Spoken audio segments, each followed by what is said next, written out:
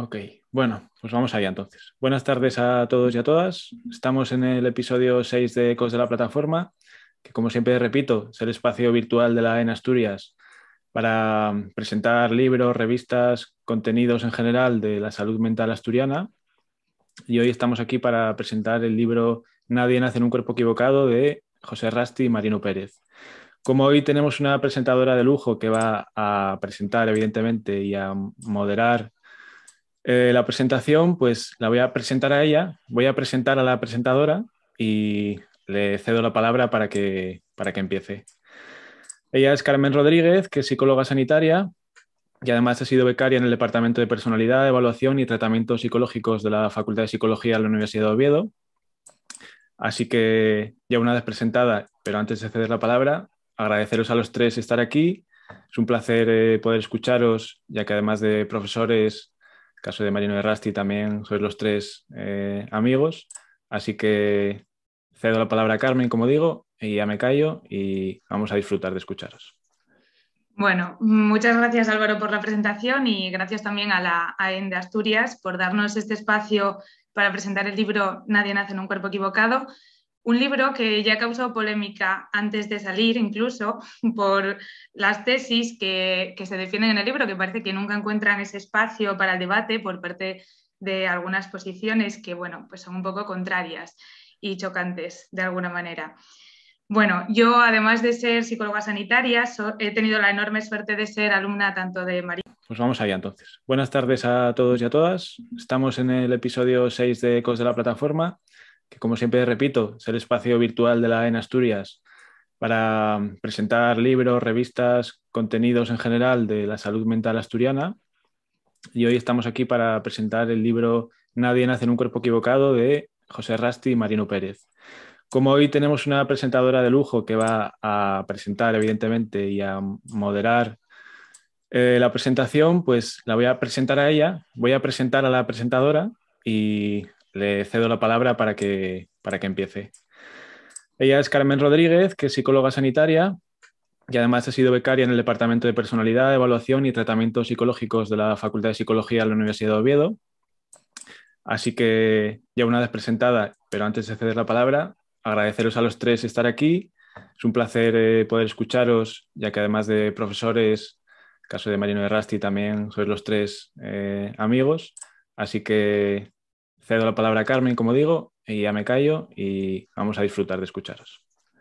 Bueno, muchas gracias Álvaro por la presentación y gracias también a la AEN de Asturias por darnos este espacio para presentar el libro Nadie nace en un cuerpo equivocado, un libro que ya causó polémica antes de salir incluso por las tesis que se defienden en el libro, que parece que nunca encuentran ese espacio para el debate por parte de algunas posiciones que, bueno, pues son un poco contrarias y chocantes de alguna manera. Bueno, yo además de ser psicóloga sanitaria, he tenido la enorme suerte de ser alumna tanto de Marino como de Rasti, autores de este libro, y de trabajar con ellos en la investigación. Tanto Marino como Rasti son personas que yo admiro profesional y personalmente, que siempre se han caracterizado por plantear y defender ideas comprometidas, valientes, parafraseando a Marino, pues estar situados fuera de la corriente principal.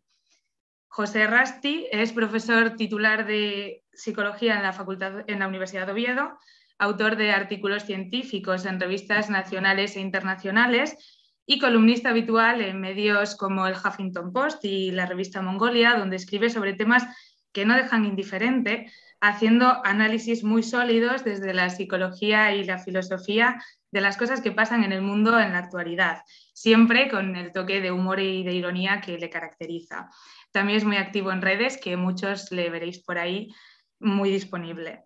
Marino Pérez, por su parte, es catedrático de Psicología Clínica en la Universidad de Oviedo, autor también de artículos científicos en revistas nacionales e internacionales, además de libros muy relevantes para nuestra disciplina, entre los que se encuentran La invención de los trastornos mentales, El mito del cerebro creador, Las raíces de la psicopatología moderna o el más reciente, Ciencia y pseudociencia en psicología y psiquiatría. Quería también nombrar aquí a Amelia Valcárcel, que escribe el prólogo del libro, un prólogo brillante y, bueno, recomiendo su lectura y escuchar a Amelia, que es importante. Marino y Errasti tienen los dos una sólida formación en filosofía y psicología, y es desde estas disciplinas desde donde se escribe Nadie nace en un cuerpo equivocado, el libro que estamos presentando. Un libro que a muchos nos parece necesario y valiente, dados los tiempos en los que estamos inmersos, de los cuales tendremos ahora ocasión de hablar. Antes de comenzar con la entrevista, y como deudora que soy de estos dos grandes maestros, me parece importante aclarar la posición desde la que hablamos, porque, bueno, al fin y al cabo todos estamos posicionados y es relevante destacarla. Marino y Errasti se sitúan en una filosofía materialista, desde la cual realizan una psicología muy crítica con discursos imperantes, como son el sentimentalismo o el individualismo, entre otros, y centrada en la persona y sus circunstancias. Ya lo último que quiero explicar antes de comenzar ya con la entrevista es que voy a dividir este espacio en dos partes. En una primera parte vamos a hacer una entrevista nosotros donde hablaremos del libro y bueno, comentaremos así un poco las cosas que vais a poder encontrar en el libro, y después una segunda parte en la que vais a poder participar a través de lo que queráis preguntar a través del chat. Yo leeré las preguntas. Y nada, decir que la entrevista se va a enfocar al final un poco hacia la psicología y la psiquiatría, porque son temas que tienen mucha repercusión en nuestra profesión, pero que luego vais a tener la oportunidad de poner las preguntas que vosotros queráis. Y bueno, ya sin más dilación, quería comenzar felicitándoos por la acogida del libro, que se agotó ya la primera edición antes de salir incluso en preventa. Y bueno, la primera pregunta es si os esperabais este recibimiento. Sí, pues yo he de decir que sinceramente yo no me esperaba un recibimiento tan positivo. Yo me esperaba un recibimiento muy polémico, pues con opiniones muy extremas, más o menos igualadas, hacia los dos lados y demás, pero yo creo que tanto Marino como yo hemos quedado espectacularmente sorprendidos de la acogida positiva que efectivamente el libro tuvo, ¿no? Agotar una edición antes de salir todavía a la venta, todavía estando en preventa en las librerías virtuales, pues no es poca cosa, no es nada habitual en el mundo editorial.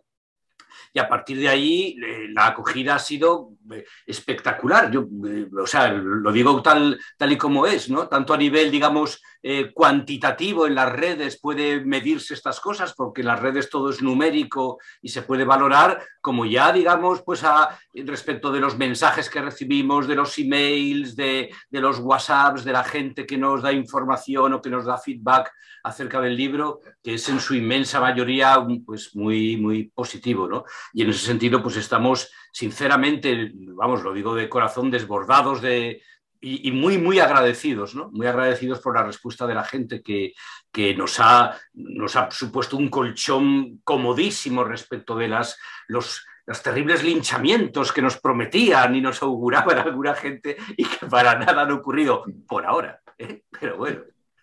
Sí, yo por mi parte, vamos, de acuerdo con lo que dice Errasti por los dos, pero yo en particular me temía, digamos, que empezaran a ocurrir reacciones ya en contra y que nosotros, en el mejor de los casos, iríamos remontando con el tiempo cuando la gente leyera el libro y entonces comprobara pues, que no estarían justificadas esas, digamos, censuras o reproches ya iniciales, ¿no?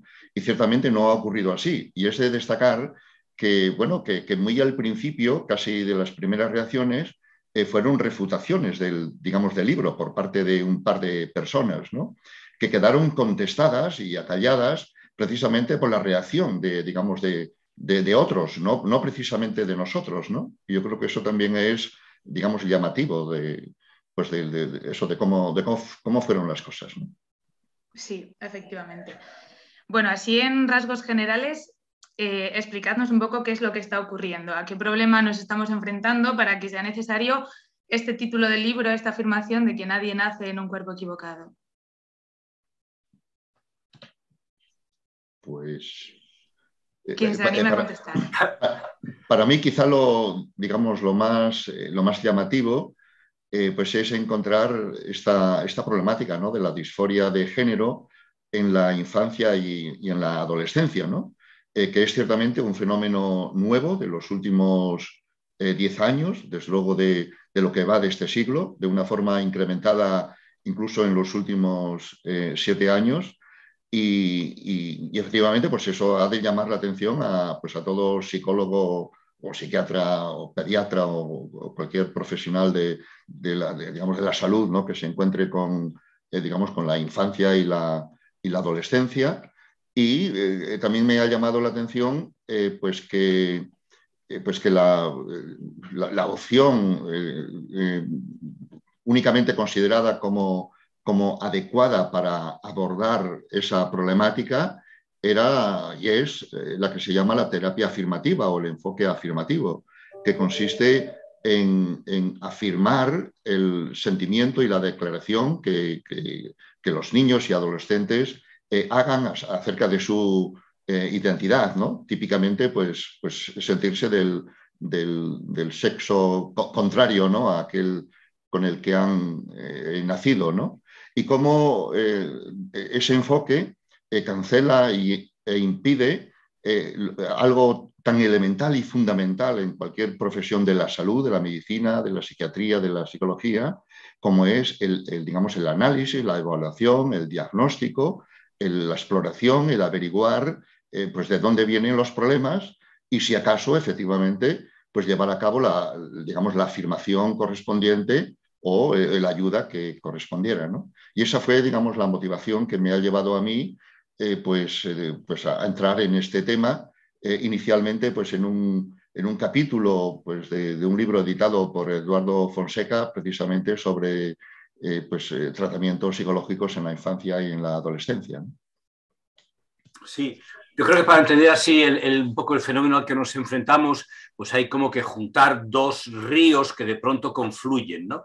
Por un lado tenemos una sociedad absolutamente sentimentalizada, una sociedad que se ha sometido a la lógica publicitaria de la adulación permanente de las emociones más básicas de los individuos, de tal forma que todos los canales, no solamente ya el abiertamente publicitario, sino que la educación, la sanidad, la política, etcétera, todos practican ya una adulación permanente de los individuos, la alabanza de sus individualidades, de lo que tienen de diferente, de lo que tienen de único, siempre en un contexto vamos a decir, de hacer la pelota, porque son siempre potenciales compradores, las 24 horas del día se está intentando vender algo, y junto a la primera generación que nace bajo este colchón de permanente adulación, se une, ¿verdad?, otra corriente de una filosofía, digámoslo directamente, reaccionaria, una filosofía posmoderna que intenta infravalorar la materialidad de la realidad para únicamente reducirla a meros discursos, a meros aspectos lingüísticos, todos ellos situados a un mismo nivel y por tanto irresolubles, imposibles de contrastar, en donde todo se convierte en narrativas de un mismo nivel de validez y en donde de pronto pues el sexo queda sometido al género. Es decir, la materialidad del sexo como aspecto reproductor, del aparato reproductivo. Hay básicamente dos funciones en la reproducción humana, que es la fecundación y la gestación, que a su vez definen, ¿verdad?, pues los dos sexos, están relacionados con los dos sexos de la especie humana. Esto de pronto queda infravalorado frente a la exaltación sentimental de lo que uno pueda sentir que es y que forma parte de un discurso posmoderno, ¿no?, que incluso gana más credibilidad que la propia materialidad del sexo, ¿no? Y todas estas cuestiones confluyen en una sociedad extraordinariamente compleja, con multitud de discursos simultáneamente, en donde la adolescencia se ha vuelto más violenta, más tensa que nunca, en donde las redes sociales ensimisman cada vez más a las personas en discursos completamente demagógicos, y en ese contexto el sexo colapsa. En ese momento, en este contexto, ¿verdad?, el sexo, especialmente el sexo en la adolescencia, se problematiza como nunca en la vida había sido problematizado, problemas completamente reales. Si hay algo que decimos 1000 veces en el libro es que no ponemos en duda de ninguna de las maneras el sufrimiento, ¿verdad?, y la experiencia que sufren estas personas, estos jóvenes mayoritariamente, estas chicas mayoritariamente que tienen estos problemas, pero que en contra del discurso imperante, lo que tú antes, Carmen, en tu espectacular introducción decías que efectivamente estábamos fuera de la corriente mayoritaria o de la corriente imperante, pues pretendemos ofrecer otra explicación desde estas coordenadas materialistas, ¿no? y que entendemos que llevará a un mejor tratamiento y una mejor forma de ayudar a estas personas que realmente sufren problemas completamente reales, ¿no? Y que no podemos ceder a la retórica de los centros comerciales, a la retórica publicitaria de adularles, darles la razón, hacer lo que quieran, etcétera, sino que tenemos que analizar críticamente lo que les ocurre. Efectivamente. Bueno, desde la academia hay muy poco posicionamiento que defienda tesis como las que defendéis vosotros. Suele ser bastante lo contrario. ¿Por qué decidisteis vosotros meteros en este tema que nunca había salido, ¿no? hasta ahora? Pues bueno, nos pareció un tema tan importante y tan arriesgado para nosotros que no pudimos eludirlo, ¿no?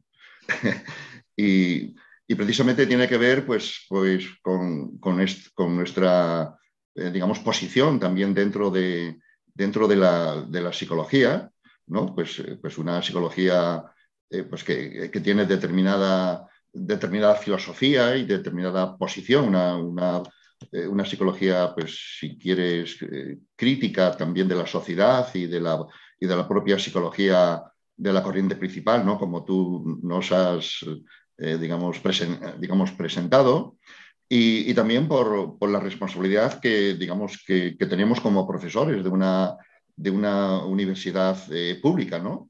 De volver a la sociedad o plantear en la sociedad pues cuestiones que desde nuestro conocimiento digamos, merecen removerlas, ¿no? Y como mínimo cuestionarlas, dado que no estaban, digamos, cuestionadas, ¿no? Siendo efectivamente pues digamos, muy problemáticas. Y una cosa en este contexto que nos llamó la atención, ya desde antes incluso, yo creo que de proponernos hacer el libro, es el silencio de la academia, ¿no? De cómo en general la universidad y en particular las facultades de psicología digamos, estaban y están en silencio acerca de un tema, digamos, que concierne del lleno a la psicología y que no puede, digamos, dejar indiferente no sé, a las distintas áreas o enfoques que tiene la psicología, ¿no? Y todavía peor que eso, peor que incluso el silencio, es también, yo creo que la adopción de una posición acrítica que dentro de la psicología consiste en adoptar pues la corriente principal, ¿no? Digamos, lo que al final pues hay que identificar como una ideología, la ideología queer, basada en una filosofía que, digamos, que debiera estar superada, que desde luego no es la última palabra en filosofía, y cómo hay pues una especie de, yo creo que de banalidad del buenismo, ¿no? De cómo, pues creyendo que, digamos, que asumir lo que viene dado y las buenas intenciones, de las cuales no dudamos, pero las buenas intenciones no, digamos, garantizan pues las mejores cosas que puede hacer. Y esto nos ha sorprendido también. Así que no solo el silencio, sino, en cierta manera, digamos, la banalidad de las buenas intenciones como se suele enfocar, ¿no? Sí, efectivamente, sí. A ver, lamentablemente la universidad es un centro como cualquier otro en donde las personas, por encima de cualquier otra cosa, quieren evitarse problemas, ¿no? Y nos estamos encontrando, pues efectivamente, que en muchas ocasiones los profesores están casi más motivados por tener éxito popular o por la evaluación que después los alumnos les hagan, etcétera, que por asumir la responsabilidad que tienen como profesores, al menos si trabajan para una universidad pública, ¿no? En donde los alumnos no son clientes, sino que el cliente es la sociedad, que se va a beneficiar del conocimiento que los profesores impartan, ¿no? Y es cierto que en psicología hay una cierta tendencia pues, a una actitud acrítica que se mueve casi por modas, y sería fácil encontrar tendencias en las últimas décadas en donde de pronto un tema se puso de moda y todo el mundo lo abraza de forma acrítica sin analizarlo conceptualmente, ¿no? Y ahora nos encontramos efectivamente pues, con que la teoría queer es una teoría que, bueno, que está ahí, que la gente que no está especialmente formada en el tema pues la asocia a otro tipo de problemáticas, otro tipo de problemas o de fenómenos con los que nosotros estaríamos completamente de acuerdo y que damos por superados, pues lo asocia a la identidad de género, la asocia a la orientación sexual, cuando son temas diferentes, el tema de la orientación sexual, el tema de gays, lesbianas y personas bisexuales está absolutísimamente superado. Aquí, vamos, no hay nadie, ni Marino, ni yo, ni conozco yo prácticamente en el ámbito universitario a nadie que pueda negar todo el paquete de derechos de este colectivo y de la lucha que han hecho, fundamentalmente, ¿verdad?, defendida pues, desde el feminismo, pues de matrimonio, de adopción, etcétera, ¿no? Pero es cierto que la academia se está poniendo de perfil en muchos casos, ¿no? Y aquí en este momento yo creo que es de justicia elemental, de justicia básica, reconocer cómo el único movimiento que sí está dando la cara y la está dando sin matices y para que se la partan todos los días y que está en primera fila, pues es el feminismo, ¿no? El feminismo radical no se ha puesto de perfil ante este problema en absoluto, sino que le ha plantado cara en ocasiones con un alto precio personal, ¿no? Porque muchas de estas mujeres han sufrido, sufren, ¿verdad?, pues consecuencias negativas, ¿eh? Desde luego no creemos que el feminismo sea el único punto de vista desde el que criticar la teoría queer y los problemas de la identidad de género. Se pueden también criticar, pues eso, desde la psicología, desde la filosofía, con críticas que son compatibles, que en absoluto chirrían ni contradicen con la crítica feminista, sino que todas, ¿verdad?, son compatibles respecto de este desatino que entendemos que está ocurriendo, ¿no? No está Bueno, de más Dime. No está de más recordar que el libro está dedicado a los estudiantes universitarios. Por ahí va mi siguiente pregunta, sí, justo. Sí, pues no dejes de hacerla, sí.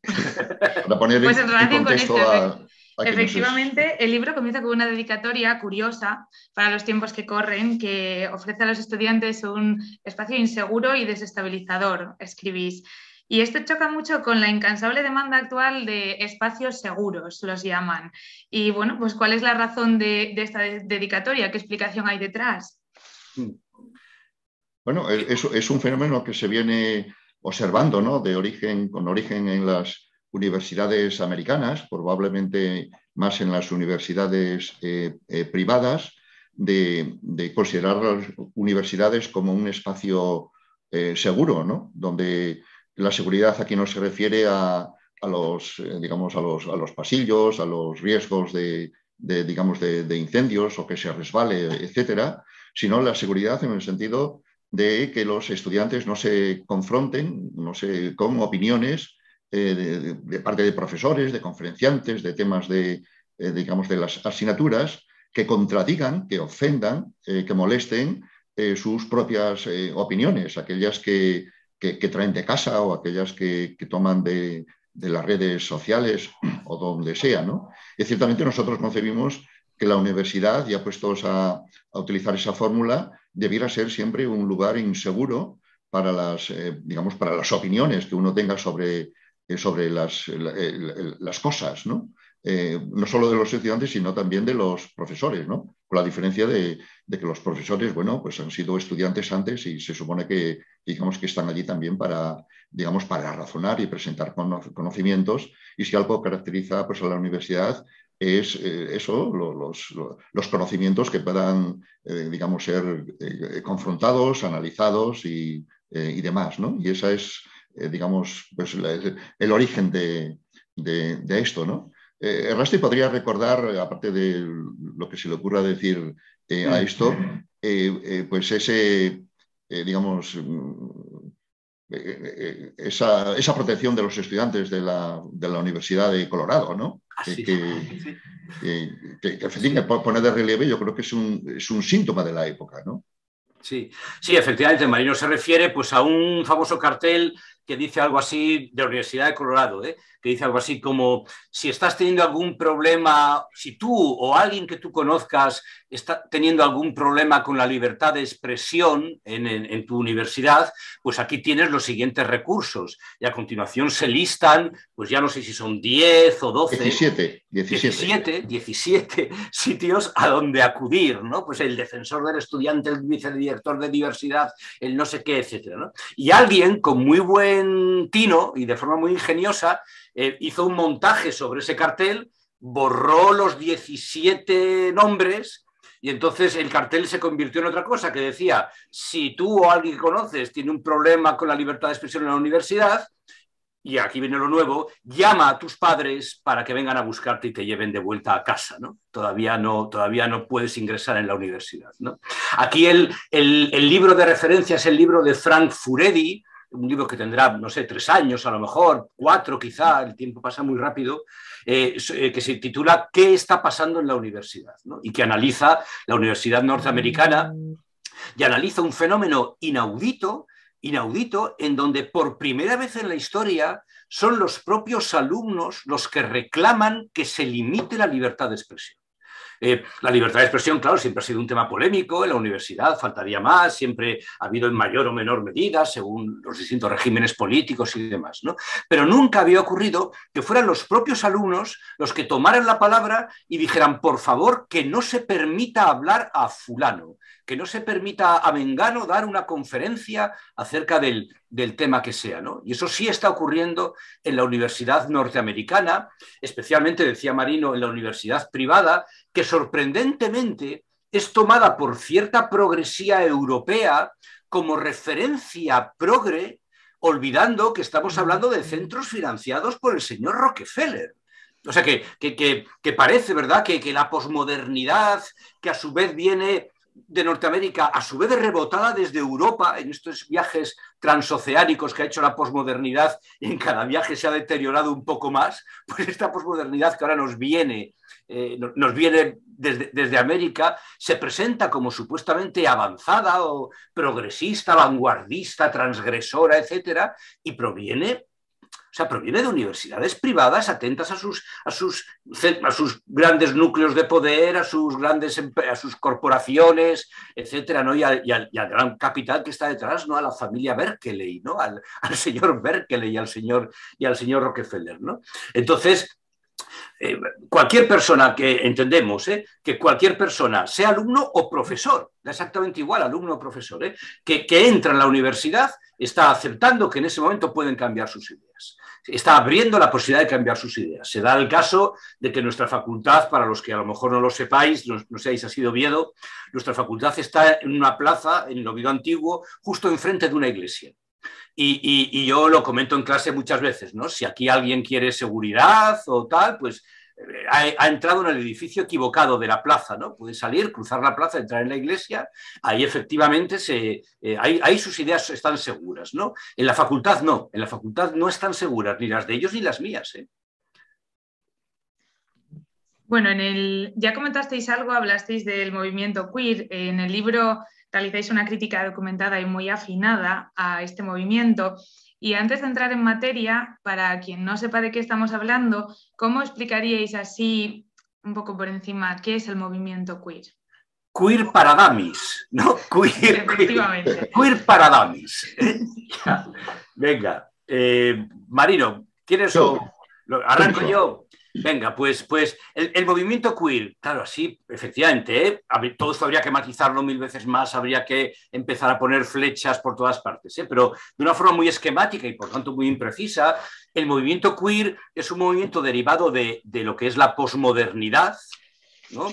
Que se centra en todos los problemas relacionados con los todo el mundo del sexo y del género, digamos, no normativo, que no se ajusta pues, a la sexualidad tradicional, a los estereotipos sexuales, ¿verdad?, tradicionales, a los géneros tradicionales y demás, ¿no? De tal forma que afronta ese vastísimo y variadísimo campo de fenómenos, porque poco tiene que ver pues, la orientación sexual, lo decíamos antes, con la identidad sexual o con ciertas condiciones médicas que caen dentro de la intersexualidad y demás. Afronta, digo, este cajón desastre en donde está todo lo que tenga de raro. Queer, de hecho, es un término originalmente inglés que se usaba con desprecio hacia las personas gays, ¿no? Rarito, se usaba con un cierto desprecio, ¿verdad?, hacia esas personas que el propio movimiento reivindica ahora, digamos, con orgullo, y tendría esa significación, pues eso, de raro, por así decirlo. Y la clave, dada la procedencia posmoderna que tiene el movimiento queer a la hora de enfrentarse a estas cuestiones sexuales, es que el sexo, la materialidad del sexo, pretende ser ahora sustituida por el género, que es el estereotipo sexual, que es la identidad, ¿verdad?, de identidad sexual, la identidad de género que la persona tenga. Y pretenden realizar ahí un truco de prestidigitación, tramposo, desde luego, al que nosotros en el libro pues, le llamamos el espejismo queer, ¿no? Es espejismo acentuando la idea de que en los espejismos, en los espejos, las cosas se ven como son, pero al revés. O sea, no es que esté dibujado torpemente o borrosamente, no, está perfectamente claro, pero boca abajo.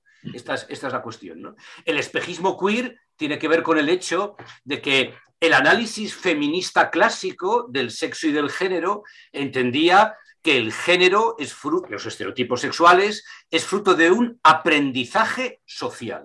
De tal forma que los niños, las niñas, según nacen, según se sepa que van a ser fecundadores o gestadores, ya se les introduce en una sociedad sexista, en donde se les introduce pues, en patrones normativos, emocionales, culturales, materiales, políticos, educativos, psicológicos, de todo tipo, ¿verdad? Diferentes según uno sea varón o sea mujer. De tal forma que uno aprende su estereotipo sexual, lo aprende del entorno, del ambiente, y entonces el género va desde fuera hacia dentro del individuo. Claro, no estamos hablando de aritmética. Esta determinación social no es exacta, no es una ciencia exacta. Puede haber 1000 casos intermedios, puede haber 1000 excepciones, 1000 biografías, ¿verdad?, que tengan resultados muy peculiares. Pero por el contrario, ahora, desde la teoría queer, el género no se entiende como un mero aprendizaje social, sino que se entiende como una identidad esencial que la persona trae.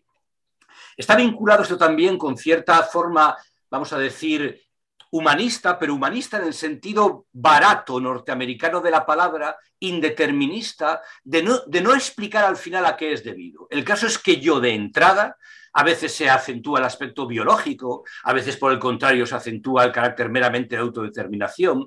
Yo de entrada ya vengo marcado con una esencia de género que bien puede coincidir o bien puede no coincidir con el cuerpo, digamos, que me ha tocado en suerte, ¿no?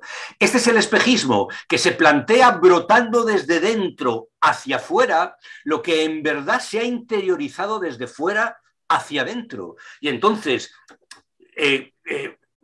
cometiendo este error, ¿verdad?, pues ahora nos encontramos con que el género brota del interior hacia el exterior, se superpone al sexo, que pasa a ser secundario, y la misión de la sociedad pasa a ser permitir que tu expresión sea armónica, no obstaculizar de ninguna manera, ¿verdad?, ese tipo de expresión, ¿no? Hablaremos pues eso, de cuestiones cercanas pues a ciertos postulados humanistas, pero de un humanismo, insisto, norteamericano, nada que ver con el existencialismo, con la fenomenología seria, digamos, europea del siglo XX, ¿no? Esto se ejemplifica muy bien. Yo ya te advertí, Carmen, que yo me enrollo mucho, que doy respuestas muy largas, pero es que déjame que lo cuente. Esto se ejemplifica muy bien con el cambio que ha sufrido la frase «lo personal es político».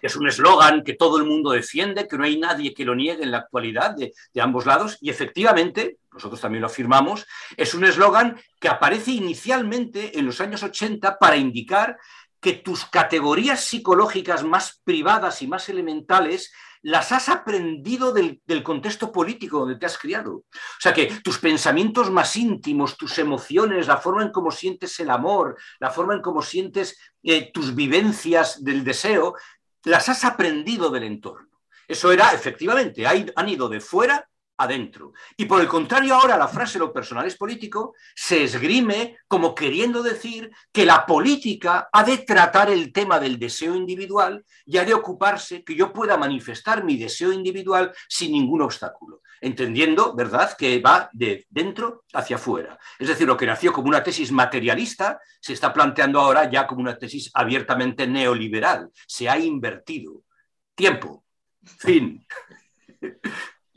Yo por mi parte añadiría también un aspecto, ¿no?, muy destacable de la ideología queer, ¿no?, que mejor denominarla así que teoría queer, porque no tiene, digamos, unos conocimientos ordenados o algo así que se esperaría de una teoría, ¿no? Y de hecho me voy a referir a solo cuatro contradicciones de la ideología queer que pueden estar, digamos, implicadas en los problemas que tengan la gente, ¿no?, incluyendo los problemas que se dan en la infancia y la adolescencia, ¿no?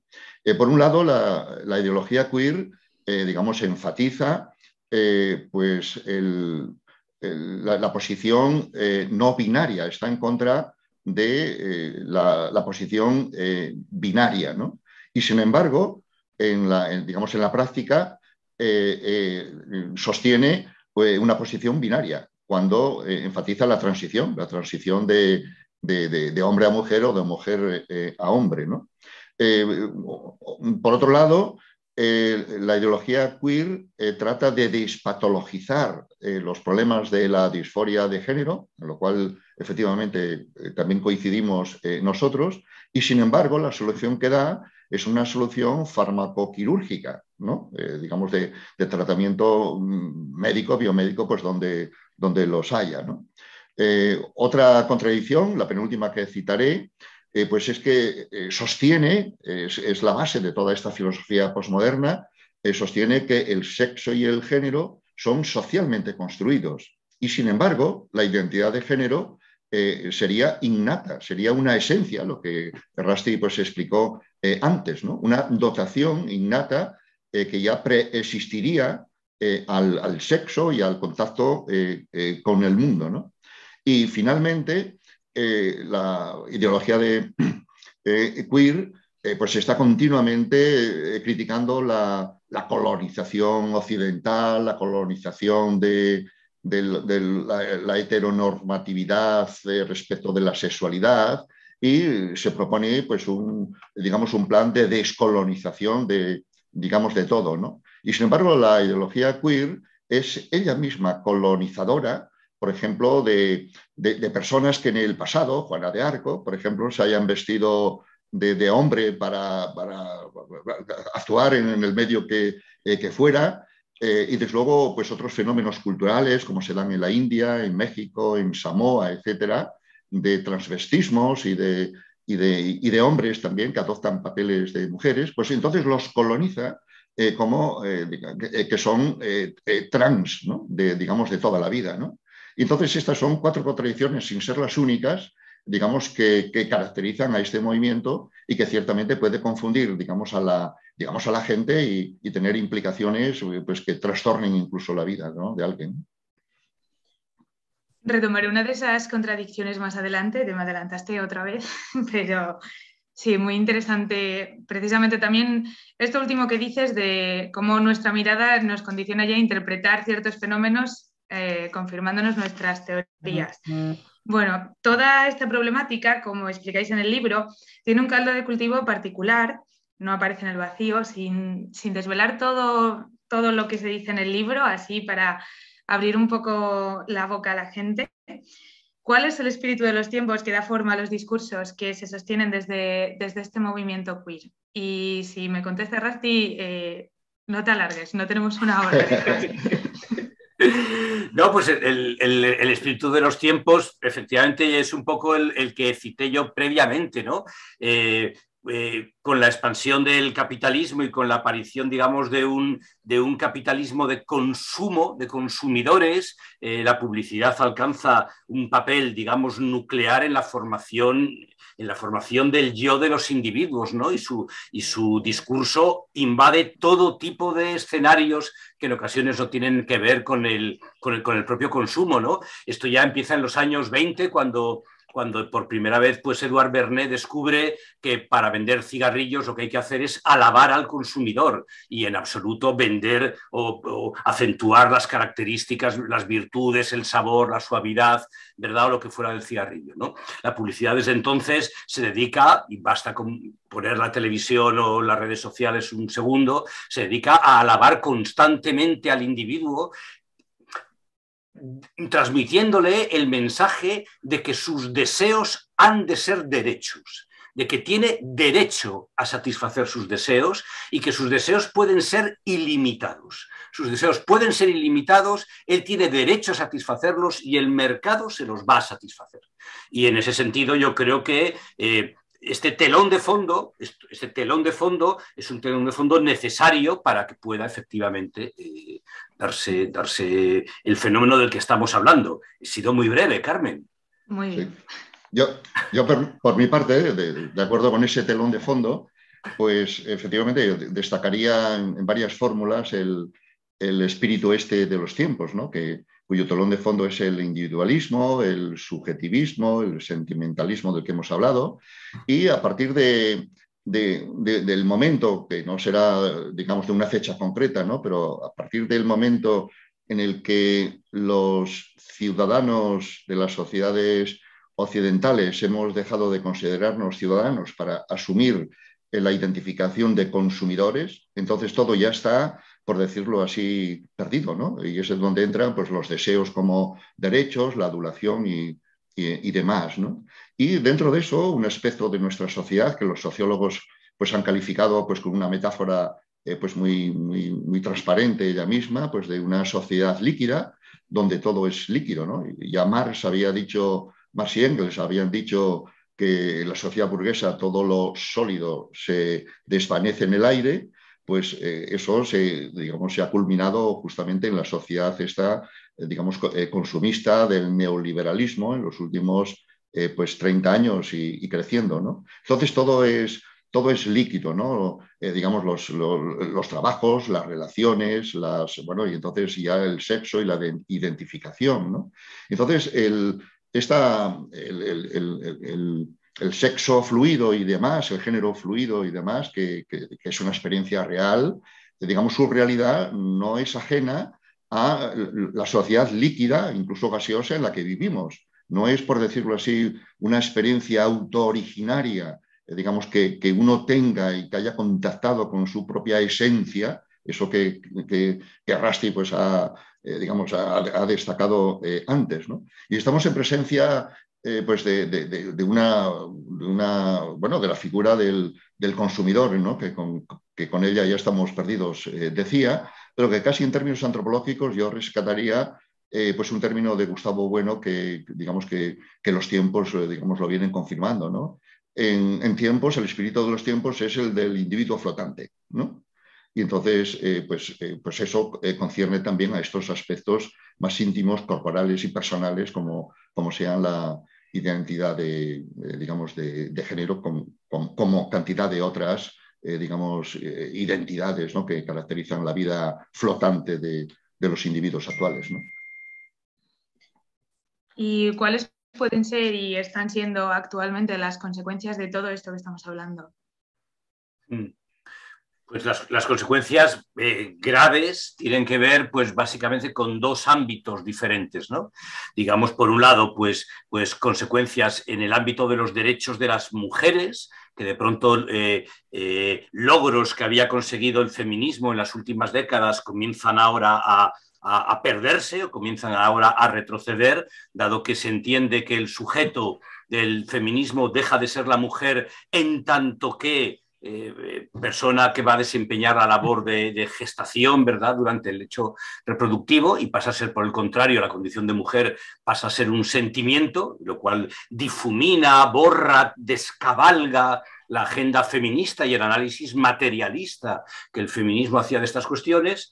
Y luego, por otro lado, otro conjunto de efectos verdaderamente preocupantes es el que tiene que ver con la adolescencia, con la infancia y la adolescencia, en donde sobre aquello de que las ostras construyen las perlas alrededor de un grano de arena, pues alrededor de los fenómenos de la transexualidad, que es un fenómeno clásicamente conocido, ¿verdad?, en la psicología clínica, verdaderamente escaso en su prevalencia, en muy pequeñas cantidades. Alrededor de esos fenómenos excepcionales de la transexualidad se está construyendo ahora un transgenerismo en el cual, de nuevo, el género borra al sexo, y entonces se está defendiendo, pues, promoviendo en ciertas ocasiones, pues mismamente este fin de semana lo vimos en algunos programas de televisión del canal infantil de la televisión española, pues se está promoviendo la idea de que tu mero sentimiento desde edades muy tempranas ha de ser aceptado como una verdad que nadie puede discutir, y que debe ponerte ya en un camino que termina llevándote en bastantes casos a una transición, digamos, de tipo médico, ¿no? Y eso verdaderamente es preocupante respecto de los niños y respecto de los adolescentes, ¿no? Marino, yo creo que puede puntualizar esto todavía mejor, ¿no? No, bueno, sí, efectivamente, eso, un sitio donde convergen pues digamos, no sé, filosofías o esta ideología y este planteamiento pues así teórico, donde converge luego en la práctica, pues es en la infancia, en la escuela, ¿no? En los campus, digamos, escolares, de institutos y universitarios, y han salido de los campus universitarios americanos, que antes quedaban pues eso, para especialistas digamos, de estudios de género, de estudios postcoloniales, etcétera, etcétera, ¿no? Si alguien pensaba que la filosofía no tenía repercusiones en la realidad, pues aquí encuentra un contraejemplo de eso, ¿no?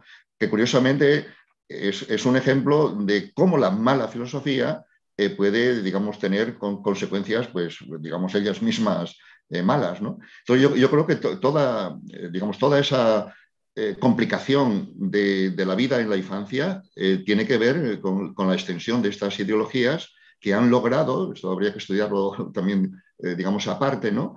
O vamos, aparte, pero en relación con esto, cómo estas ideologías han sido capaces de influir en las instituciones políticas, en los medios, en las corporaciones, en crear, digamos, toda una especie digamos, de moralidad, de supuesta superioridad moral, la llamada justicia social, que se adopta de una forma acrítica. Yo creo que habría que introducir la expresión de la banalidad del bien, ¿no? Cuando de una forma crítica se asume que las cosas pues son así de esa forma tan ingenua, que lo que un niño de 3 años... Es que los niños de 3 años pueden ser sabios respecto de los padres, en cuanto a aquellos, los niños saben entonces que son niñas en realidad, o al revés, sin analizar nada, etcétera, ¿no? Entonces, este es digamos, la plasmación, digamos, práctica en campus escolares de doctrinas que hasta ahora, digamos, estaban en campus universitarios y allí iban a morir, ¿no? Es un fenómeno de sociología de la filosofía el ver cómo esta filosofía posmoderna, que ya estaba casi superada en Europa y que casi hasta en Francia ya estaba, digamos, un tanto pasada, está la llamada French Theory, pues cómo ha prendido en los campus universitarios, ha salido de esos campos y ha llegado digamos, al lenguaje común, ¿no? El lenguaje, nosotros ya estamos utilizando, casi nos vemos ya obligados a utilizar un tipo de lenguaje que viene impuesto, digamos, por esta especie digamos, de buenismo, que incluso tiene sanciones si tú no lo utilizas, ¿no? Y, en fin, lo dejo así por el momento, ¿no? Sí, ante un niño de 3 años o de 5 años, que efectivamente imaginemos, ¿no? Un varón de 3 años que sin embargo se declara mujer, un psicólogo tiene que preguntarse qué ha ocurrido. Es decir, qué aprendizaje social ha tenido lugar, en qué ambiente, qué exposición a qué ambiente escolar, a qué ambiente familiar, a qué ambiente en los medios de comunicación, qué moldeamiento de conductas, qué reforzamientos de conductas han tenido lugar para que efectivamente un niño a los 3 años, un día comiendo las croquetas en su casa, diga, mamá, papá, soy una niña, ¿no? La idea de que el niño lleva una esencia femenina en su interior y que a los 3 años simplemente la manifiesta, brota de su interior y sale, es simplemente psicología basura. O sea, no hay psicólogo, no hay ni un psicólogo que pueda defender esa idea sin enrojecer de vergüenza. Es de una banalidad, de un misticismo, de un dogmatismo, vamos, es prepsicología a todos los efectos, ¿no? Sin embargo, esta psicología basura, que entiende que la identidad, luego no tienen ni idea, por supuesto, de lo que es la idea de identidad, ¿no? Que ya viene desde Santo Tomás y hay estudios pero muy, muy detallados, ¿no? Acerca de lo que la identidad sea. Si luego quieres, Carmen, acentuamos esto, si tú quieres, ¿eh? Si no, no. La idea de que la identidad ya viene con el niño y el niño al comer la tercera croqueta de pronto la manifiesta es simplemente indefendible, pero se está pretendiendo legislarla políticamente, se está pretendiendo que por ley quede blindada esa idea y que sea imposible ponerla en cuestión.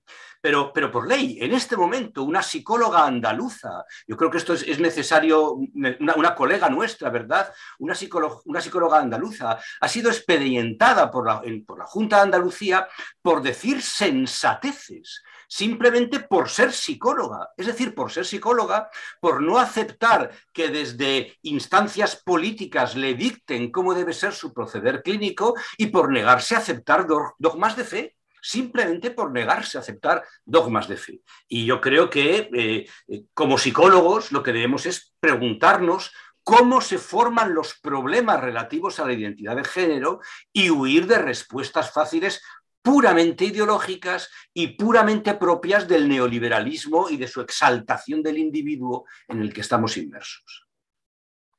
Bueno, nunca suelo añadir nada a lo que dices, pero también quiero añadir aquí 2 cosas. La primera, que además de ser bastante lo que dices de una psicología muy, bueno, un poco psicología basura, efectivamente, además tiene unos tintes machistas tremendos. Espectaculares. Y añadir también una segunda cosa, y es mi apoyo efectivamente a Carola, la psicóloga andaluza que ha sido denunciada por supuestas terapias de conversión. Y bueno, pues ya retomaremos este tema que nos está poniendo un poco entre la espada y la pared a los psicólogos. Pero vamos, que yo como psicóloga y como feminista quiero mandar desde aquí todo mi apoyo a mi compañera. Y ya orientándonos también un poco en el tema de los psicólogos y los psiquiatras, en qué papel jugamos en todo esto. Ya habló Marino antes de la terapia afirmativa, pero ¿qué posibilidades tenemos además de esa terapia afirmativa? Bueno, la terapia afirmativa en realidad es la negación de la terapia, de la psicoterapia, de un análisis psicológico o psiquiátrico del problema presentado, ¿no? La terapia afirmativa consiste en afirmar, en hacer un seguimiento de los pasos de la transición, desde la transición social de nombre, pronombre, look, etcétera, que en principio eso no tiene grandes implicaciones, etcétera, a pues los siguientes pasos del bloqueo de la pubertad, de la hormonación cruzada, luego de intervenciones quirúrgicas, típicamente la mastectomía de las chicas, la quirúrgica genital, etcétera, ¿no? Entonces, la terapia afirmativa o enfoque afirmativo consiste en, acompañar y apoyar en este tipo de procesos sin analizar nada, o sea, sin ver, digamos, qué otras cosas pueden estar, digamos, estar ocurriendo. Así que es la negación precisamente de lo que digamos, la psiquiatría y la psicología digamos, hacen en todos los demás problemas con los que tratan, ¿no? Naturalmente, sin menoscabo de afirmar y apoyar la transición cuando, digamos, esta esté establecida, ¿no? Los estudios muestran, por ejemplo, un estudio en Canadá sobre 139 chicos que han tenido disforia de género entre 1975 y 2009, entonces en una fecha donde el enfoque afirmativo todavía no estaba establecido como lo está recientemente, pues el 87% de los chicos dejaron de tener la disforia de género pues a lo largo digamos, de ese tiempo, ¿no? Y reorganizaron su vida, pues buena parte de ellos digamos, como gays o como lesbianas. No era ese, digamos, el problema, ¿no?, que podrían tener ahora los chicos, ¿no? Entonces, el enfoque afirmativo pues, digamos, canaliza y mete, digamos, en un proceso de cambios que pueden ser irreversibles, ¿no? Y también se está encontrando ahora el fenómeno que se llama de destransicionistas o personas que se arrepienten, no solo no sé, al año o poco después de diversos pasos de la transición, sino incluso años después, y quieren entonces retornar pues digamos, al punto de partida, ¿no? Y entonces ya hay pues muchos cambios que son realmente irreversibles, ¿no? Así que entonces la terapia afirmativa es la negación de la terapia, en realidad, ¿no? Es digamos, la prohibición de hacer cualquier análisis psicológico, ¿no? Finalmente se está viendo también que la identidad de transgénero está canalizando otra variedad de problemas que efectivamente se tienen en la infancia, ¿no? Otros problemas que tienen que ver con la orientación sexual, que tienen que ver con traumas, que tienen que ver con ansiedad, depresión, que tienen que ver con, digamos, disconformidad con el propio cuerpo. Quien no está, digamos, disconforme con su propio cuerpo a lo largo de su vida, pero desde luego también, digamos, en estas edades. Y entonces, sin un análisis psicológico, ciertamente no se puede, digamos, realmente ayudar a las personas. La ayuda pasa por explorar y entender lo que pasa y a partir de ahí apoyar, si es el caso, o ayudar en la dirección que correspondiera, ¿no? Sí, uno de los mitos que están funcionando en la sociedad actual es el mito del bienestar. La idea de que el estado normal de las personas ha de ser siempre una euforia permanente y que cualquier cosa que se aparte de esta euforia permanente pues es señal de que hay algún problema y debe venir inmediatamente un profesional a ocuparse de ello, ¿no?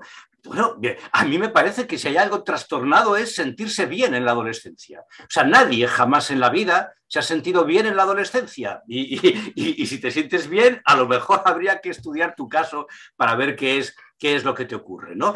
E insisto, la adolescencia actual, además, con la sexualización de la infancia, con la irrupción de un porno que desvirtúa el sexo y lo convierte en algo violento, algo cutre, macabro casi prácticamente y demás, ¿no? Lo que no podemos hacer es directamente ya tomar decisiones apresuradas en cuanto los jóvenes muestran algún tipo de malestar, que entiendo que es absolutamente habitual. Hay que decir claramente lo siguiente.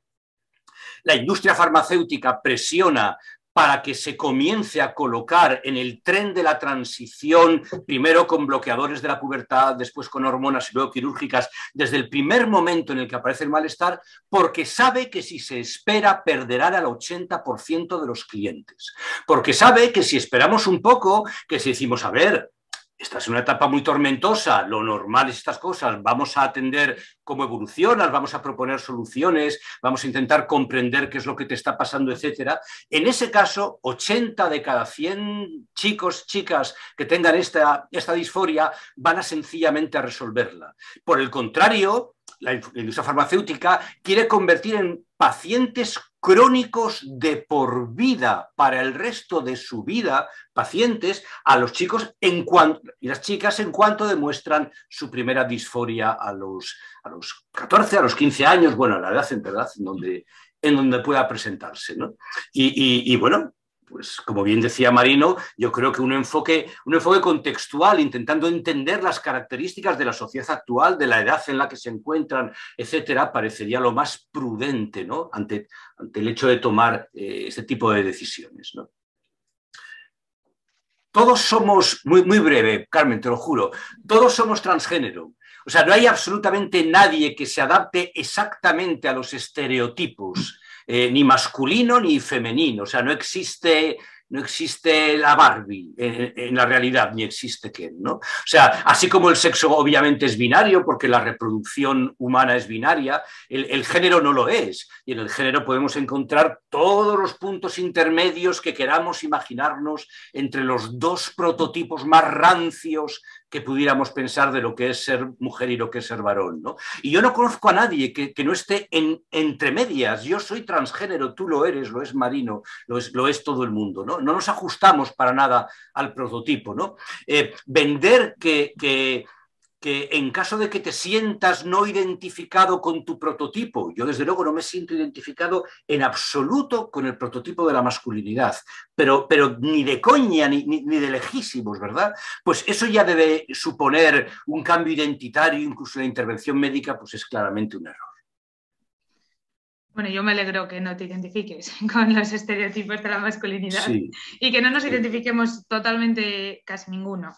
Sí. Y bueno, antes de ir concluyendo ya un poco esta primera parte, yo quería hacer una reflexión al hilo de la psicología clínica y de los psiquiatras y ver qué tenéis que decir al respecto. Y es que ocurre ahora que los profesionales no solo tenemos que hacer frente a los problemas de los consultantes, sino que también nos estamos enfrentando a los discursos que sostiene una parte de la sociedad, según los cuales, en función de que actuemos o no como esa parte de la sociedad considera adecuado y no de acuerdo a nuestra formación, que bueno, nos formamos los psicólogos y los psiquiatras además de una forma muy rica, yo creo. Si no seguimos esos discursos, seríamos tachados de tránsfobos, insultados o perseguidos. A todo esto añado la famosa ley trans que está en proceso de aprobación, por la cual podríamos ser multados con multas de hasta 120.000 euros, inhabilitación y un largo etcétera de consecuencias. Además, está ocurriendo que ahora se toma por palabra casi bíblica lo que nos dicen los consultantes, de manera que si un consultante llega y nos dice soy trans, me siento chico, me siento chica, los psicólogos ya no podríamos explorar más allá porque parecería que estuviéramos cuestionando a la persona y ofendiendo a esa persona. Entonces, bueno, vosotros os habéis posicionado siempre en estos temas y me gustaría saber cómo nos animaríais a psicólogos a alzar la voz en este clima que se respira un poco de miedo y de querer siempre lavarse las manos respecto a este tema. Sí, pues bueno, ciertamente digamos, los clínicos, ¿no? están constreñidos, ¿no? Y digamos por estas normativas, ¿no? que pueden llegar a ser o que ya están siendo leyes que tienen, digamos, sus sanciones, ¿no? Y bueno, yo no sé cómo tendrían que reaccionar los psicólogos. Esto, desde luego, supone para los clínicos, psiquiatras y psicólogos, digamos, dimitir de sus propios conocimientos y de su propia formación tan costosa y tan larga y tan compleja como es, dimitir digamos, de esos conocimientos y convertirse pues, en aduladores, ¿no? digamos, de las experiencias que entonces su consultante, que ya no sería su consultante, ¿no? Sino sería ya su cliente que habría que adular como si fuera, pues, como si fuera como alguien que siempre tiene la razón. Entonces yo no sé cómo tendría que reaccionar, digamos, un clínico en particular, pues que tratara de hacer una exploración, pues se vería, digamos, mejor abocado a sanciones, ¿no? Como las que has señalado, ¿no? Desde luego, ningún clínico, entiendo yo, digamos, que exista, digamos, que vaya a invalidar y a negar, digamos, las experiencias de disconfort y de malestar que tenga el consultante, el niño, quien sea, ¿no? Nuestra perspectiva es clarísima en esto, ¿no? La experiencia es real. Lo que nosotros planteamos es cómo se ha llegado a ser real, ¿no? Y dentro de su realidad, pues puede tener, digamos, muchas dimensiones, muchas digamos, perspectivas futuras distintas, no única. Todas las ayudas psicológicas sabemos que no pueden ser de talla única, digamos, que valgan, digamos, para todas las personas de forma, digamos, universal, unívoca, etcétera. Entonces, yo no sé si un psicólogo puede plantarse en su clínica, digamos, haciendo eso con los riesgos digamos, que corre a nivel, si quieres, institucional.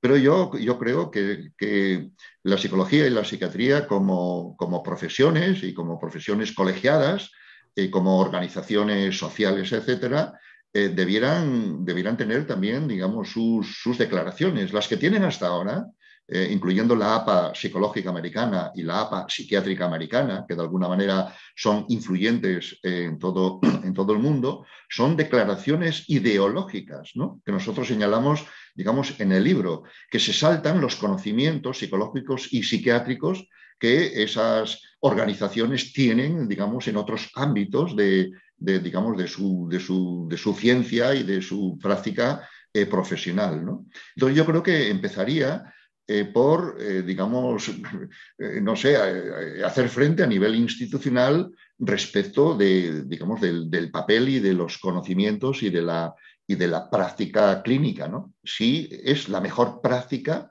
la de, digamos, seguir la afirmación, digamos, sin más, ¿no? Por supuesto, ya ni que decir tiene, sin excluirla, pero sin tenerla incluida de forma acrítica, universal, como lo está, ¿no? Y bueno, pues seguramente esto, digamos, es lo que habría que, digamos, que remover, ¿no? A nivel institucional, ¿no? Más que el heroísmo particular digamos, de un clínico, ¿no? Sí, sí. Yo creo que es muy razonable solicitar el debate, pedir que haya debate, y no lo está habiendo. No lo está habiendo porque desde el otro lado tan solo se utiliza una acusación de transfobia que no es un argumento en contra de los argumentos que estamos aquí presentando, que pueden estar equivocados. O sea, pues, estamos en un debate y alguien puede intervenir y argumentar y razonar, y efectivamente podemos descubrir que estamos equivocados y no habría ningún problema en esta cuestión. Es la vida académica. Todos hemos cambiado de opinión 1000 veces en el curso de un debate. Pero no se está respondiendo con argumentos. Se está respondiendo desautorizándonos como personas que podemos opinar, inventándose que sufrimos un odio que nos mueve a opinar de esta manera. De tal forma que ni siquiera se entra en discutir o en rebatir aquello que estamos presentando, sino que simplemente se nos dice: vosotros no podéis opinar porque os mueve el odio, sois malas personas, tenéis una fobia, ya el propio nombre ya sugiere un trastorno psiquiátrico, un trastorno mental y demás, y entonces, lo siento, estáis desautorizados para poder opinar.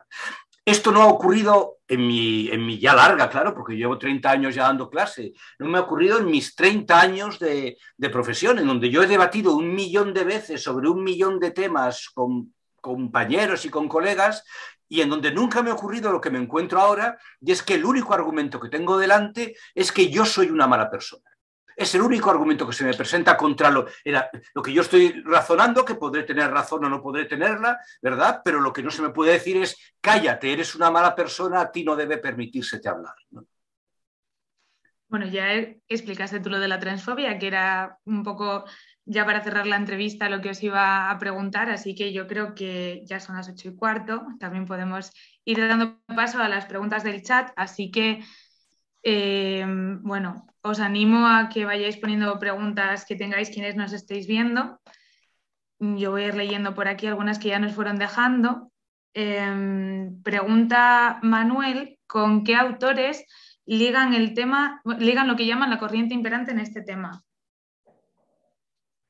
Perdón, ¿con qué? ¿Con qué autores ligáis lo que llamamos la corriente imperante en este tema? Yo me imagino que se refiere al movimiento queer.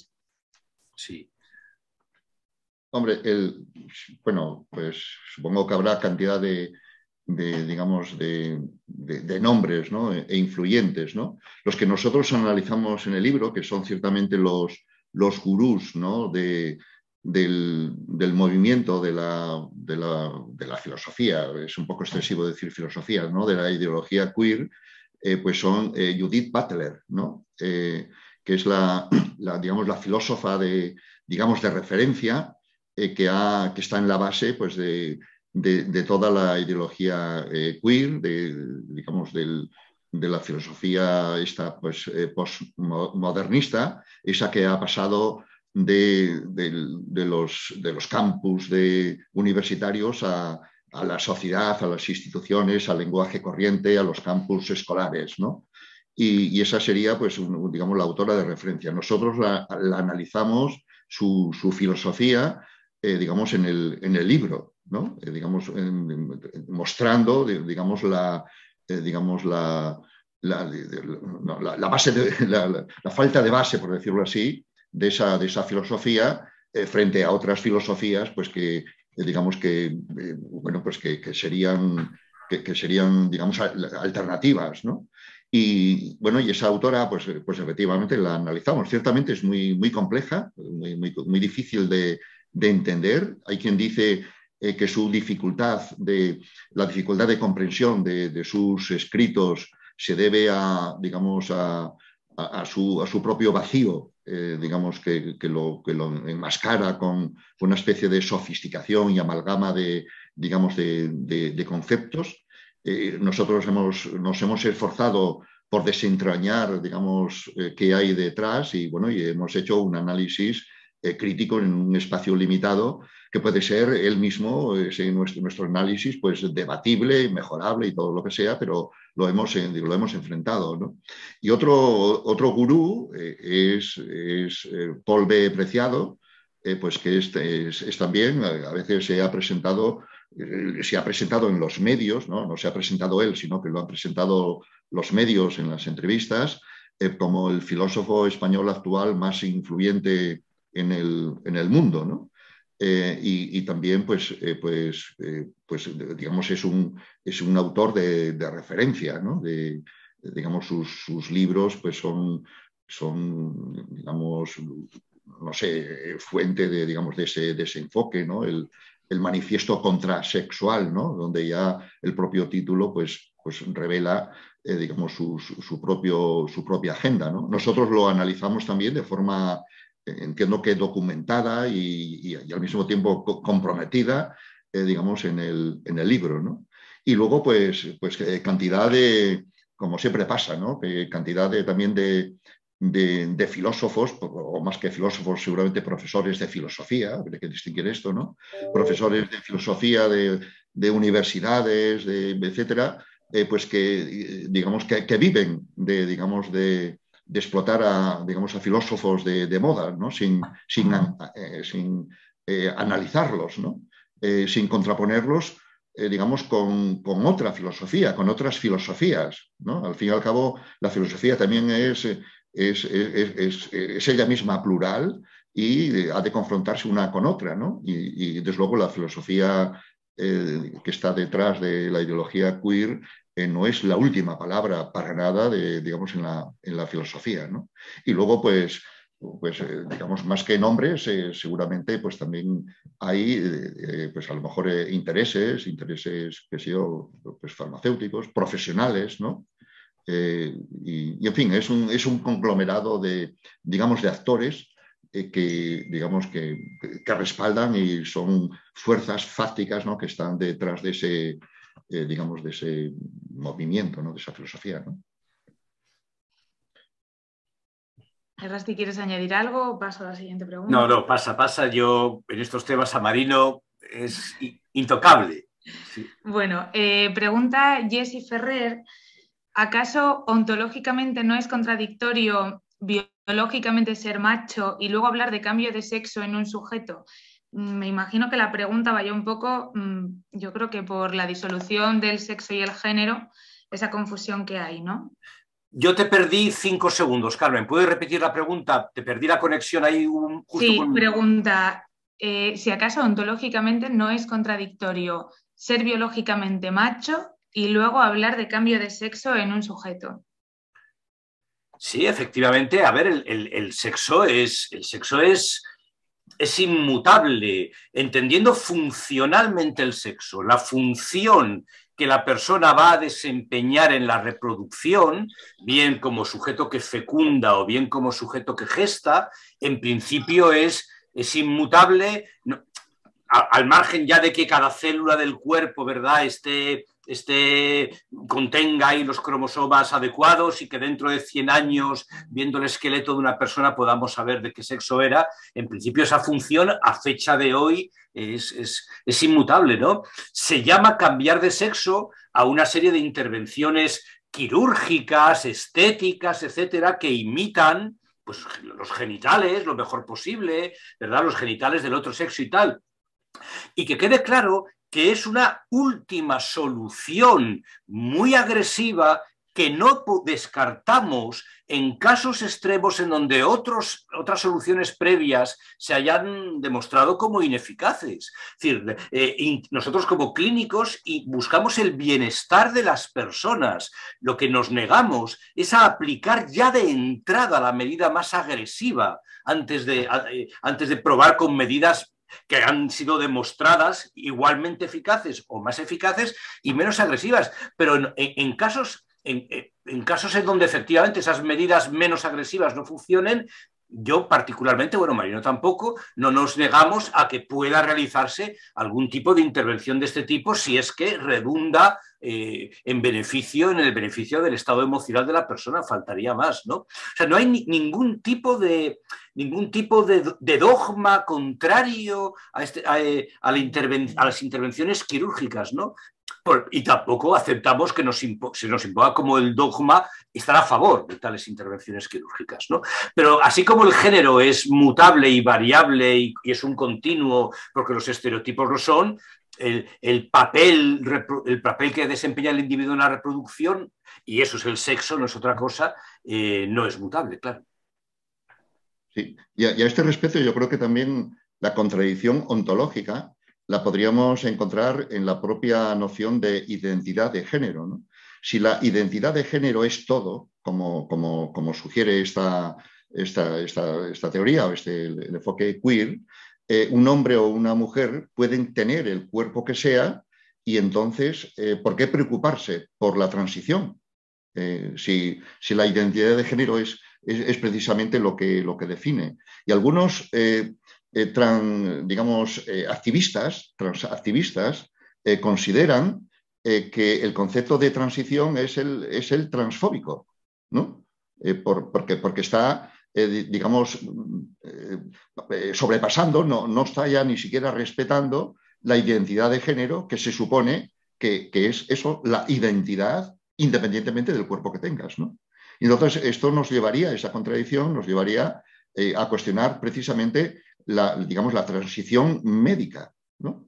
Que ya pasa por alto la propia identidad de género que sería pues, lo que uno es en definitiva, ¿no?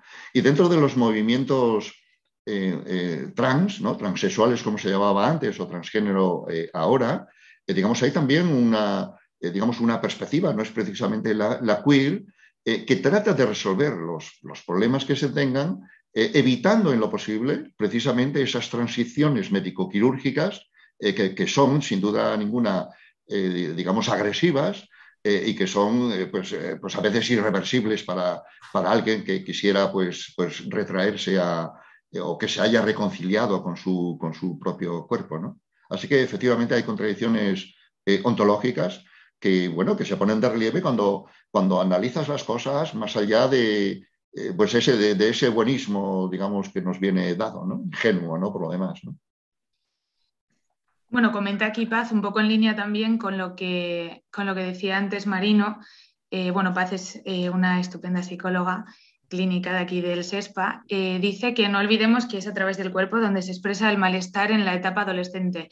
Y desde esta perspectiva hay que leer muchas problemáticas psicológicas, como son los trastornos de la alimentación, las autolesiones y el malestar de género, pues pasa por ahí, un poco con lo que decías antes, Marino.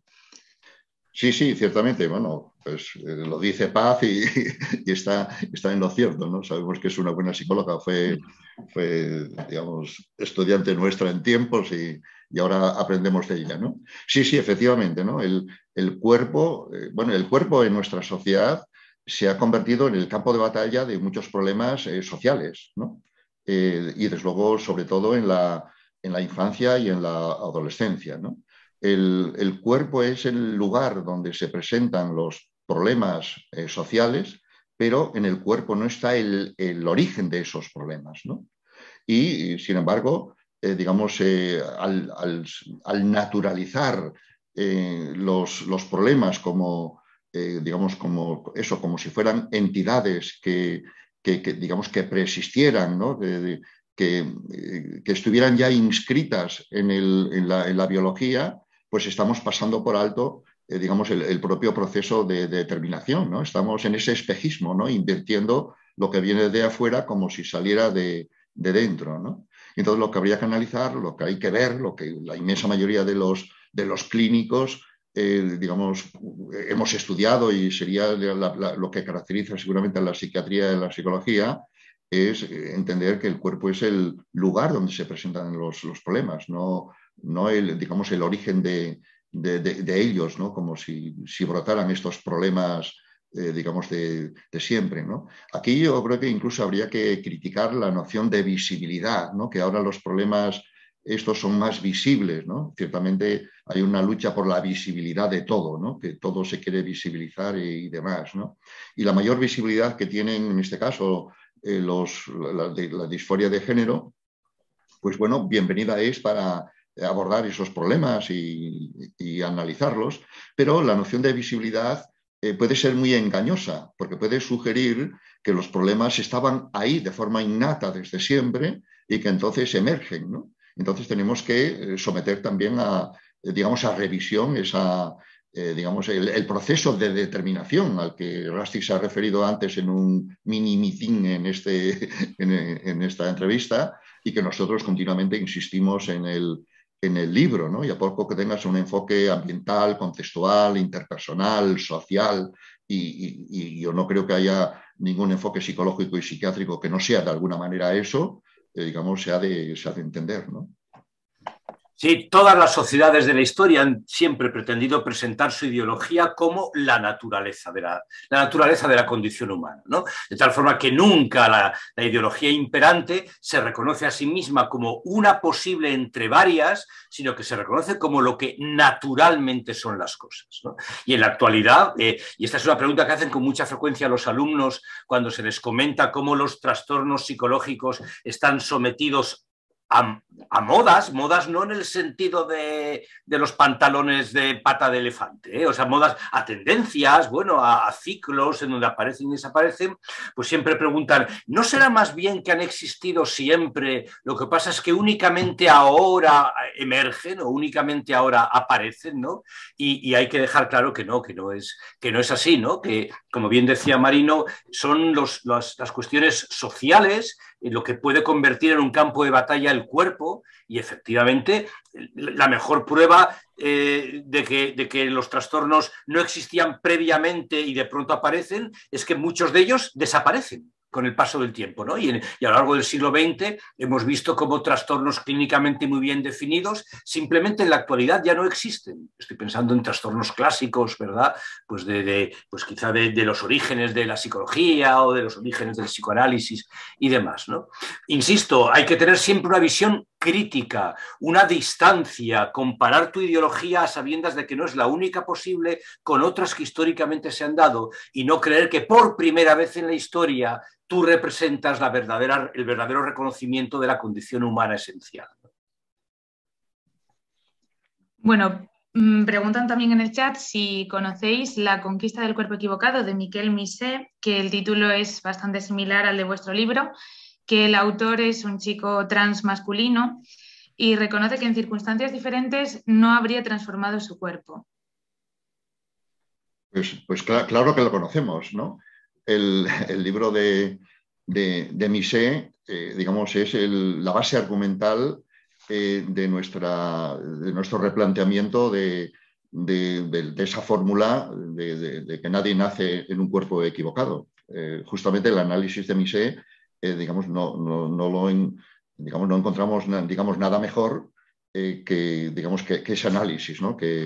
Digamos, que muestra que nadie nace en un cuerpo equivocado, que donde están atrapadas las personas, los niños y adolescentes con disforia de género, es en discursos, ¿no? Sobre la disforia, sobre la experiencia del cuerpo, sobre la orientación sexual, ¿no? Así que es nuestra base, ¿no? Aprovecho para decir que buena parte de nuestros argumentos, incluso aquellos digamos, que pudieran ser más controvertidos o comprometidos, están sacados de personas trans, ¿no? Que efectivamente pues, han pasado por esa experiencia, la han, digamos, elaborado y nosotros damos la palabra en muchos pasajes precisamente digamos, a las personas trans. Ese es nuestro argumento, ¿no?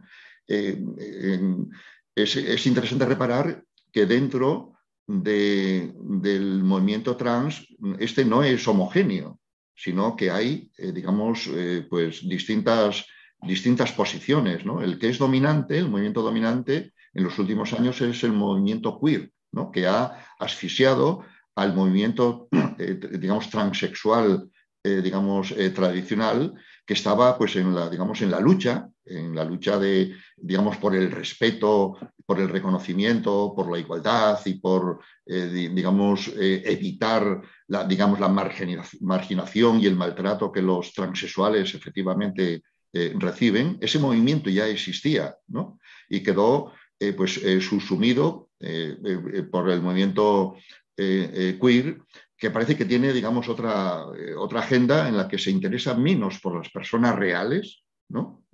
Digamos que trabajan para sobrevivir en el sexo, que están marginadas a nivel de calle, a nivel de trabajo. Pareciera que estos interesan menos al movimiento queer, que parece, digamos, un tanto elitista, ¿no?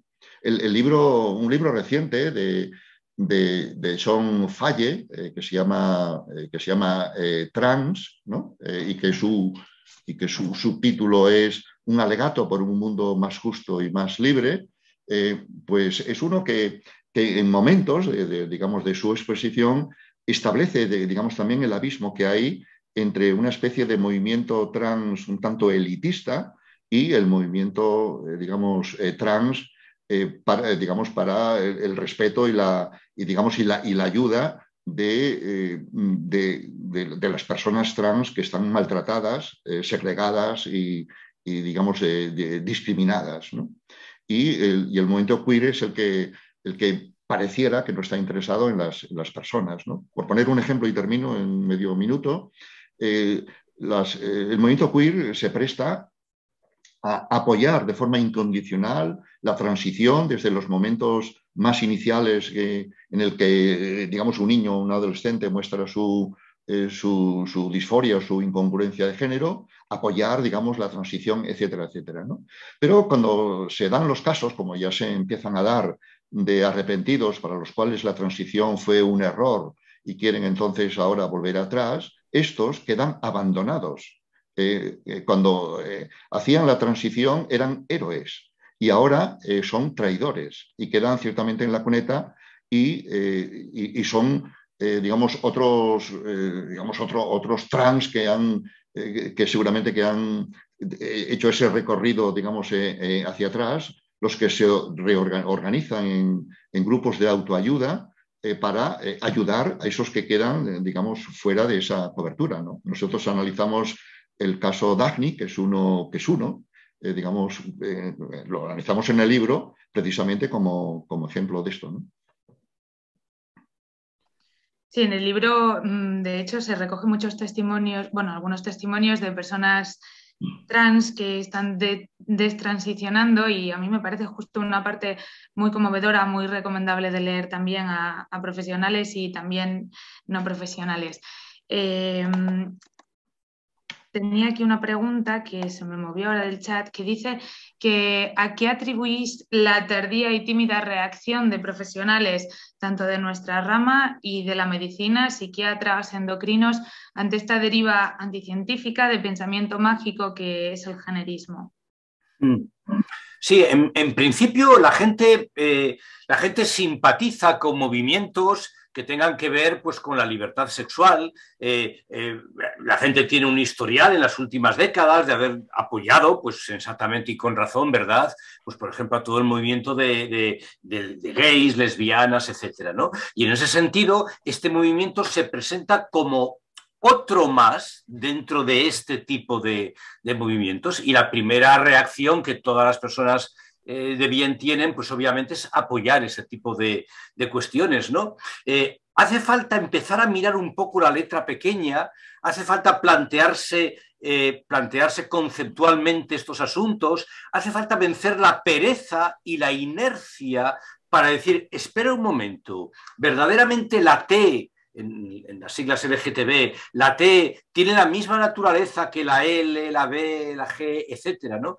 Y esa vuelta de más, pues no siempre se da, o no se da si no tienes la obligación de darla, o si no es tu trabajo darla, como sería el caso, bueno, de los profesores universitarios, que sí estamos obligados, ¿no? Que nuestro trabajo es justamente replantear estas cosas, ¿no? Luego, además, efectivamente hay un clima, esto que llama David Trueba una tiranía sin tiranos, hay un clima de opinión pública asfixiante a través de las redes sociales, en donde sencillamente nadie quiere someterse de pronto a una campaña en contra en las redes sociales. No hay un tirano con nombres y apellidos, pero verdaderamente hay un clima de autocensura muy importante en donde nadie quiere meterse en líos acerca de estas cuestiones, ¿no? Pero también es cierto que cada vez más testimonios, personas que nos hablan, gente toma la palabra y sale ya a la plaza pública y dice que no está de acuerdo con el enfoque que se está haciendo, ¿no? Fundamentalmente dentro del ámbito médico incluyo todas las intervenciones dentro del ámbito psicológico y también especialmente dentro del ámbito educativo. Hemos recibido muchas llamadas, muchas peticiones de centros educativos, muchas felicitaciones de profesores, etcétera, porque justamente ellos están viviendo, claro, están viviendo en las aulas el auge de este fenómeno, ¿no? Esta fiebre en el sentido de énfasis, ¿no? De apoteosis con el que se presentan y en ocasiones se promocionan los problemas de la identidad de género, ¿no?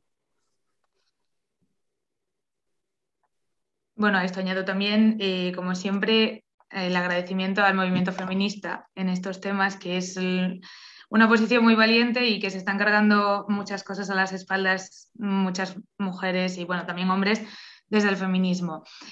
Preguntan por aquí que si el transhumanismo puede tener algo que ver con todo esto, si el fenómeno queer puede ser una posible puerta de entrada a esa sociedad utópica y distópica. Pues efectivamente hay opiniones, ¿no? que sugieren que este movimiento queer pues tiene como, digamos, como horizonte pues el transhumanismo, ¿no? Transicionar, ¿no? del hombre, del ser humano como lo conocemos a otras formas, ¿no? Donde la tecnología hibride a los humanos, ¿no? Y entonces se deje de ser humanos de la manera que conocemos y demás, ¿no? La verdad es que yo no sé en qué medida realmente es así. Cuando se ofrece esa opinión, y hay razones para pensar así, pero cuando se opina así, se suele calificar esa perspectiva pues, de conspiranoica, ¿no? O sea, y demás, ¿no? Pero eso tampoco debiera cancelarnos el analizar las cosas en esa, digamos, en esa perspectiva, ¿no? Cuando uno observa que a lo mejor ese movimiento no está tanto interesado en las personas de carne y hueso, digamos aquellas que padecen la marginación como transgénero o transexuales, y están más interesadas en el movimiento, es para pensar si ese movimiento se está moviendo más allá de los problemas, digamos, actuales, reales que haya, ¿no? Pero, digamos, habría que ver, no digo esperar a ver, sino habría que ver en el sentido de, digamos, de analizar antes de esperar de que nos vengan cosas peores, si es que esta no fuera la mejor que nos está ocurriendo, ¿no? Sí, yo también, vamos, yo soy muy escéptico respecto de estos discursos conspiranoicos de que esto es un plan mundial para acabar con el ser humano y llegar a una nueva especie y no sé qué, ¿no? Yo, estos discursos que me lo vinculan al transhumanismo me suenan un poquitín lejanos, ¿no? Lo cual no quita para que todos entendamos el increíble negocio que está a la vuelta de la esquina con la posibilidad de la intervención técnico, quirúrgica, tecnológica sobre los cuerpos, ¿no? A ver, se ha conseguido en un plazo de tiempo muy breve que todos tengamos este aparatito, un móvil, todos, y lo llevemos en el bolsillo, toda la especie humana sobre el planeta Tierra, bueno, buena parte de la especie humana sobre el planeta Tierra, y nadie nos diría que dentro de X años o de unas décadas no haya otro tipo de avance técnico que sencillamente se generalice, se universalice en la especie humana, ¿no? No creo yo que esto obedezca a un plan maquiavélico así diseñado por unos señores de negro en una sala oscura que dominan el mundo desde las sombras y demás. Para nada creo yo esas cosas, pero tampoco soy ingenuo respecto del increíble potencial económico que tiene la posibilidad de la intervención tecnológica sobre el cuerpo humano, ¿no? Y de lo favorable al espíritu de los tiempos que es la idea de que el tema de tu vida debe ser la gestión de tu cuerpo individual. ¿No? No debe ser tus relaciones con los demás, no debe ser el establecimiento de tu familia, de tu grupo de amigos, etcétera, sino que el tema de la vida de los individuos debe ser gestionar su cuerpo individual de una forma lo más rica, abierta en posibilidades, etcétera, y que ese sea, digamos, el objetivo final, ¿no? Esa sería la definición técnica en el sentido griego clásico de lo que es un idiota, ¿no? La persona que se dedica a ella misma. La persona cuyo tema de vida es ella misma, ¿no? Eso es lo que etimológicamente significa idiota. Y bueno, sí puede haber cierto interés en convertirnos a todos en idiotas. Yo por el momento me mantengo en el método paranoico crítico de Dalí, ¿no? Cuando decía respecto de ir a la luna o cosas así esperables de la ciencia, pues cuando decía que todavía la ciencia no ha curado los catarros, ¿no? Como para, digamos, eso, esperar pues que la muerte sea una opción, ¿no? Como nos venden por ahí, ¿no? Y entonces yo soy en este sentido muy optimista, en el sentido de que la tecnología no nos va a sacar de humanos, ¿no? Pregunta Covadonga, una pregunta así breve que dice si podría pasarle el libro a chicos de 16, 17 años, si es positivo que lo lean por sí mismos a esa edad.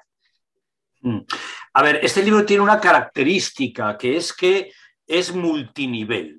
Vamos a ver, estamos ante un problema que tiene muchas caras y un problema del que habla un presentador de la tele, el filósofo más importante del mundo, un cirujano, un cantante, etcétera, ¿no? Y hemos intentado que el libro aborde este problema desde todas las caras que tiene y que lo aborde al nivel de cada una de las caras. Entonces en el libro hay, digamos, partes muy divulgativas, muy accesibles, pues por ejemplo a estos chicos jóvenes, adolescentes, por los que pregunta la persona que está en el chat, y luego también porque es que lo exige el propio tema, hay análisis filosóficos sesudos, porque una de las caras de este problema efectivamente pues está en la obra de Butler o de Preciado, y entonces hay que analizarla a la escala en la que se da la obra, ¿no? Entonces, bueno, algunas partes le resultarán más fáciles, otras quizá más difíciles. Tampoco es un libro que deba ser leído en su totalidad para ser comprendido, ¿verdad? Y entonces, bueno, yo creo que sí puede ser una lectura recomendable para adolescentes, con estas prevenciones que estoy haciendo ya de entrada, ¿no? Porque es lo que propiamente pide el tema. El tema de suyo es muy variado. Sí, puede servir, digamos, algunas de sus partes para desestabilizar las opiniones de ese chico, ¿no?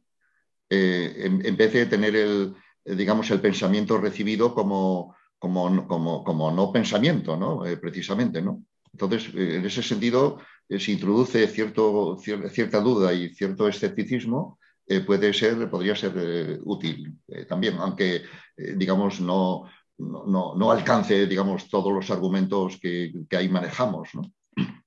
Los adolescentes tienen una mochila ideológica que la respiran en el aire, que la respiran en los medios de comunicación y que no saben que la tienen. O sea, no saben que es una opción entre varias. Piensan que es lo que son las cosas. No cabe discusión posible, ¿no? Lo están respirando en cada momento. Miran a su alrededor en los carteles, en las canciones, en los programas de la televisión, en las redes sociales, ¿no? Y en este sentido, bueno, pues sí, este libro puede demostrar que hay vida más allá de esta mochila implícita con la que todo el mundo anda o andamos, ¿no? Bueno, no tengo más preguntas en el chat. Hay muchos comentarios dándoos la enhorabuena y agradeciéndoos que hayáis escrito este libro, pero yo tengo una pregunta que no sé si te meterá Errasti en un aprieto porque tenemos 10 minutos y así le dejamos Justo me 5 tenía que ir en minutos. este momento, Carmen. Dime. Tenemos 10 minutos para dejarle Sí. a Álvaro 5 minutos a que cierre este espacio, Sí. pero al hilo de la adolescencia y al hilo de todo lo que estamos hablando, ¿qué problema estamos teniendo últimamente, bueno, en las últimas décadas con la identidad? Háblanos de la Sí. identidad un poco, Uf, que entendamos. ya, madre Te meto en un mía. aprieto con Sí, esto. no, encantado. A ver si venga, sí, en 5 minutos. De entrada, la palabra identidad es un concepto pues, que tiene una historia muy sólida en la historia de la filosofía y que se plantea, pues, digamos, desde el tautos griego inicial, está en Santo Tomás, está en Hegel, está en muchísimos autores, ¿no? En la actualidad, por supuesto, en ninguno de esos autores la identidad es un sentimiento. O sea, eso es una banalización absolutamente chapucera y chabacana de un concepto filosófico sólido y potente que es la identidad, ¿no? Pero a mí me gusta presentar la idea de identidad en contraposición con la idea progresista clásica de igualdad. La idea de igualdad clásica, progresista, suponía que Carmen ha de ser igual que Álvaro. Y ha de ser igual que Álvaro, pues en derechos, en sueldo, en legislación, en educación, en acceso a la cultura, etcétera, ¿no? Concretamente, en el tema que nos ocupa, la idea de igualdad respecto a ese tema implica que varones y mujeres han de ser iguales, pues efectivamente, en derechos, en trato, en acceso a la cultura, en educación, en aspectos laborales, etcétera, ¿no? Esta idea progresista de igualdad degenera en la idea posmoderna, banalizada de identidad, en donde ahora no es que Carmen deba ser igual que Álvaro, sino en que Carmen debe ser igual que Carmen. Esta es la cuestión.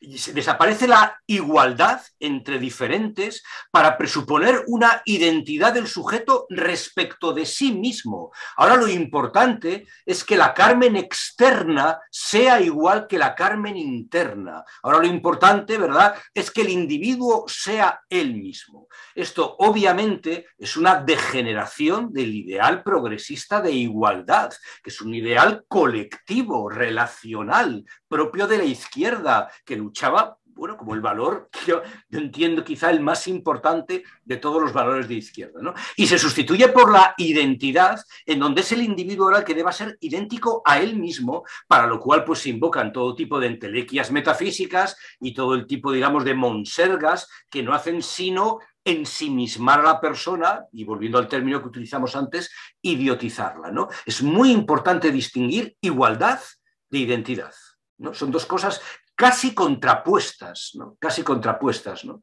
No vendría mal al Ministerio de Igualdad escuchar este tipo de reflexiones. Marino, por tu parte, ¿algo que añadir? No, la última palabra en esto la tiene Rusty. Sí. Bueno. Sí, está bien. Vale, pues yo creo que ya estamos acabando, ¿no?, el tiempo, así que nada, agradeceros por mi parte tanto a vosotros como a la EN y a las personas que nos habéis visto. Y nada, Álvaro, ya por mi parte ya estaría. Muy bien, pues nada, yo no tengo tampoco mucho más que añadir. Agradeceros a los tres otra vez, que me ha gustado mucho escucharos, que el libro me ha encantado, pero siempre oralmente las cosas tienen más sabor, ¿no? Y nada más, decirle a la gente que esté viendo el directo que el vídeo estará subido en el canal de YouTube y también estará en el canal de YouTube de Nadie nace en un cuerpo equivocado. ¿Se llama así el canal? Así se llama, sí, así se llama. Vale, que podéis verlo ahí, compartirlo y, y que nos veamos en el siguiente episodio de Ecos. Así que gracias, compañeros, y si queréis quedaros ahora un minuto para comentar cuando cierre el directo. Sí, Vale. sí, nos quedamos, sí. Lo hacemos así. Bien. Bueno, pues Venga. un saludo.